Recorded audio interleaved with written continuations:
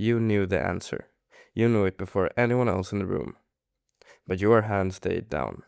Your mouth stayed shut, and 30 seconds later, someone else said your thought out loud. And they got the credit for it. And on the report card, in the parent meetings, in every group of friends you ever had, the same 5 words followed you around. They're just a bit quiet. This is the psychology of the quiet kid. And if that's you, or if it was you, the next few minutes might feel less like a video and more like a mirror. Because being the quiet kid was never what people thought it was. Let's start with what everyone got wrong. The assumption was always emptiness. Nothing to say, no opinions, maybe a little slow, maybe a little sad. Teachers wrote, needs to participate more.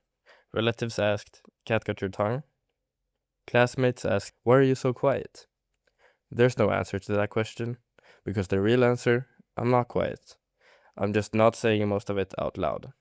Sounds ridiculous when you're 11, but that's the truth. The quiet kid's head isn't empty. It's the opposite. It's crowded. Here's the psychology. Brains differ in how much stimulation they can comfortably take.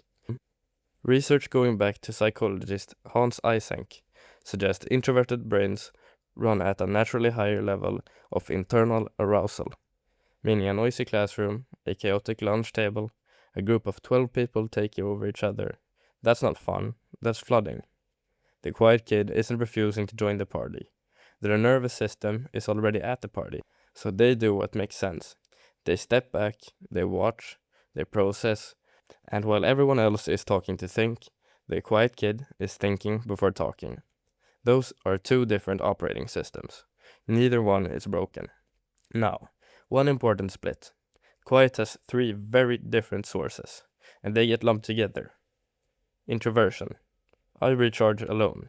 Noise drains me. That's a preference. Shyness. I want to join, but I'm afraid of being judged. That's fear.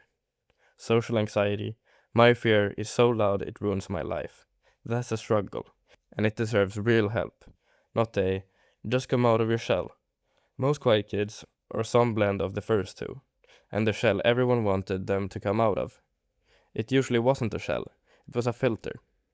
But here is where it gets unfair. Psychologists have a name for how much we think other people notice and analyze us. The spotlight effect.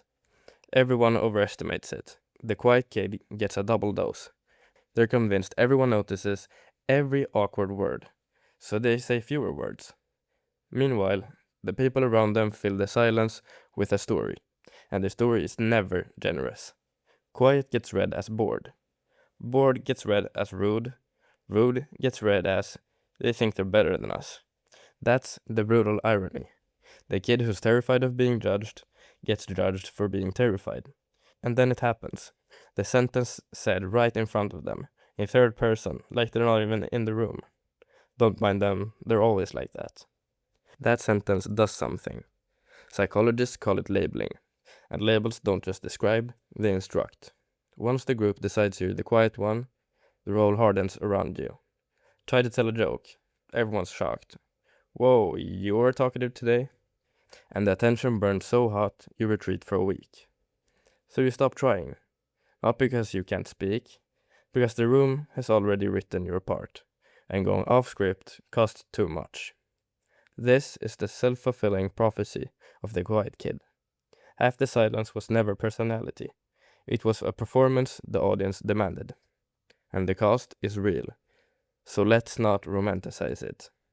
Group projects where your idea gets steamrolled, grades docked for participation, and being the last one picked not because anyone disliked you, but because nobody could summon a single fact about you. Watching friendships form in fast, loud rooms that were never built for you. The quiet kid doesn't lose battles. The quiet kid never gets to enter them. But now, the part nobody tells you, the same wiring, flipped over, is an unfair advantage. Start with observation. While everyone performed, you watched. You knew who was faking their laugh, which friendship was cracking, which teacher was tired, and which was unkind. Quiet kids grow up fluent in a language most people never learn. Everything humans say without speaking. In fact, remember our video on the habits that make people like talking to you. Listening to remember. Asking one layer deeper. Noticing slightly more. The quiet kid didn't have to learn those habits. They are those habits. Walking around in a hoodie.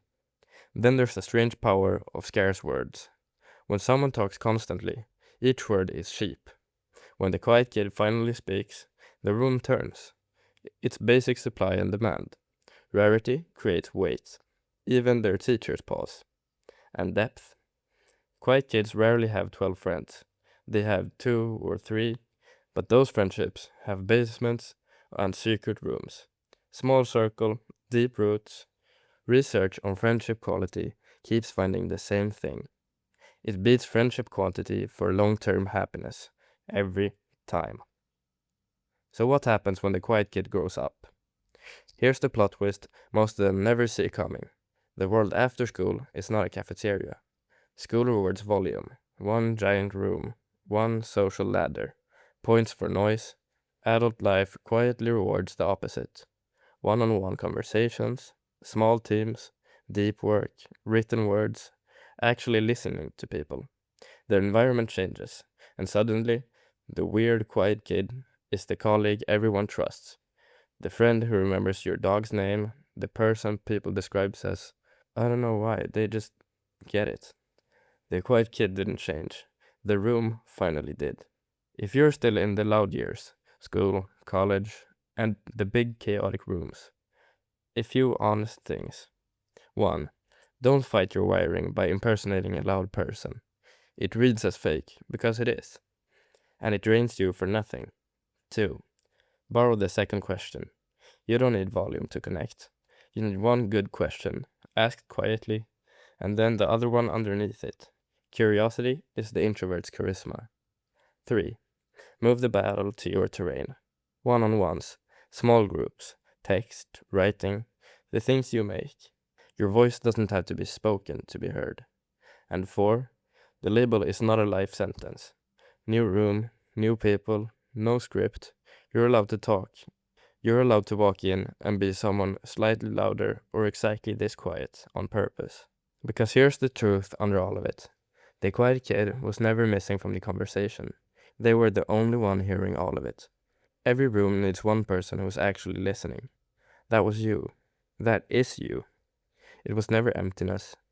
It was depth that nobody even bothered to look into. If this felt like a mirror, the videos on this channel explain the psychology behind everyday life. And there's a whole quiet corner of the internet here for people like you. You know where the subscribe button is, no pressure. And hey, thanks for listening. You've always been good at that. See you in the next one.